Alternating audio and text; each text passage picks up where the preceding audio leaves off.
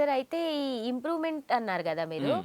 ఈ ఇంప్రూవ్‌మెంట్‌లో ఎన్ని సబ్జెక్ట్స్ ఉంటే అన్ని సబ్జెక్ట్స్ రాయాలా? లేదంటే ఎన్ని సబ్జెక్ట్స్ సో, రాయాలి సార్? ఇప్పుడు 5 సబ్జెక్టులు మీరు రాస్తున్నారు అనుకున్నప్పుడు, లేదా హ్మ్. అడిషనల్ ఇంకోటుంది 6 సబ్జెక్టులు రాస్తున్నప్పుడు మళ్ళా 6 ఇక్కడ అవకాశం ఉండదండి. ఓకే. దీని ప్రకారం ఏమిటంటే అప్ టు 3 సబ్జెక్ట్స్ మీరు చూజ్ చేసుకోవాలి. హ్మ్. అది maths, science, social science, languages ఈ 3 కేటగిరీస్‌లో నుంచి ఓకే. ఏవైనా 3 సబ్జెక్టులు మీరు చూజ్ చేసుకొని ఇంప్రూవ్‌మెంట్‌కి రాయొచ్చు. ఓకే. అంతే తప్ప మొదటిసారి రాసిన అన్ని ఎగ్జామ్స్ సెకండ్ టైమ్ రాయటానికి అవ్వదన్నమాట అండి. హ్మ్. సో, ఇది ఎన్ని సబ్జెక్టులు రాయాలనేటువంటి దానికి సమాధానం. ఓకే.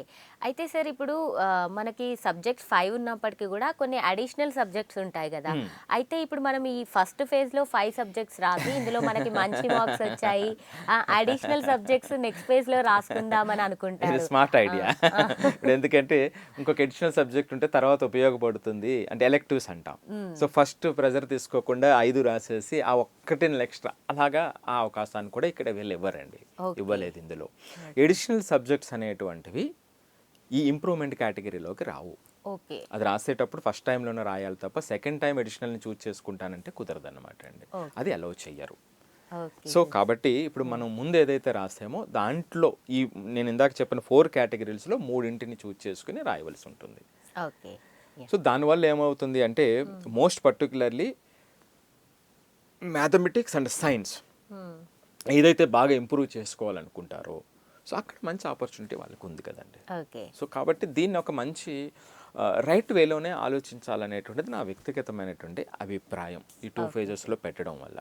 ఓహ్! సో, పిల్లలు ఏమిటంటే ఇప్పుడు ఈ టఫ్ అనేటువంటిది పేపర్ టఫ్ అనేటువంటిది ఏదైతే చెబుతూ ఉన్నారో ఇది ఈ కాంపిటెన్సీ బేస్డ్ 50%కి పెంచటం వల్ల వచ్చినటువంటి ఇబ్బంది. ఓకే. సో, ఇప్పుడు ఈ సందర్భం ఏం చెప్తుందంటే మన ఓల్డ్ సిస్టము దానికి రెడీగా లేదు.